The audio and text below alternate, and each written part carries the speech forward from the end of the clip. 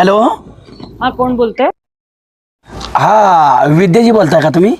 हा, मीच बोलते. कोण बोलते?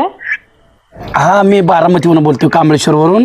ते आम्ही नव्हतो का मुंबईला आलो बघा तुमच्या एका इव्हेंटला. सुभाषराव, तुमचे वर्गमित्र सुभाषराव तंटामुक्तीचे अध्यक्ष मधले. आठवलं. बोला बोला. हा, तुमचा मित्र सुभाषराव, हा. त्यांचा मी मित्र बाळासाहेब बोलतोय. ओके, बोला. हा, अहो तुम्हाला काय समजलं का? कशाबद्दल?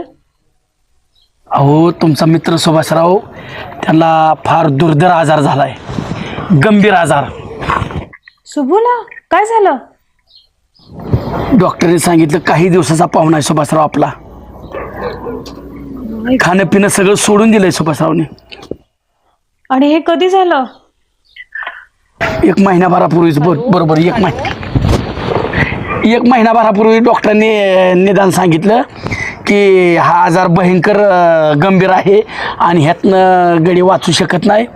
एक महिना 2 महिने ह्यांची काळजी घ्या, त्यांच्या सगळ्या इच्छा पूर्ण करा, त्यांना काय गोडधोड पाहिजे ते मागेल ते खायला द्या. झोपू नये सुभाषराव आता. बरं, ठीक आहे, येते मी.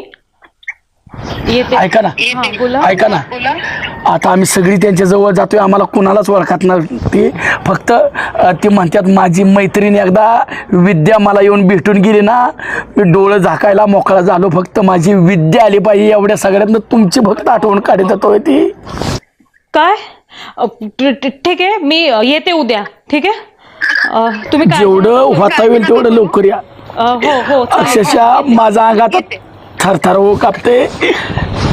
मला सहन होत नाही. माझा मित्र आम्हाला सगळ्यांना सोडून जाणार आहे आणि त्याची जगण्याची इच्छा फक्त एकाच गोष्टीची वाढागलाय, तो म्हणजे ती सारखं 24 तास म्हणतात विद्या आली का, विद्याला बोलावलं का, विद्या आली का, विद्याला बोलावलं का.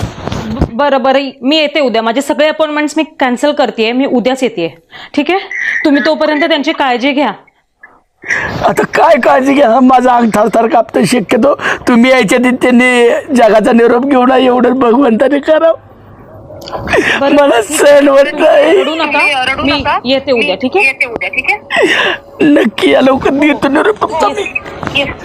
चालेल. Okay, bye.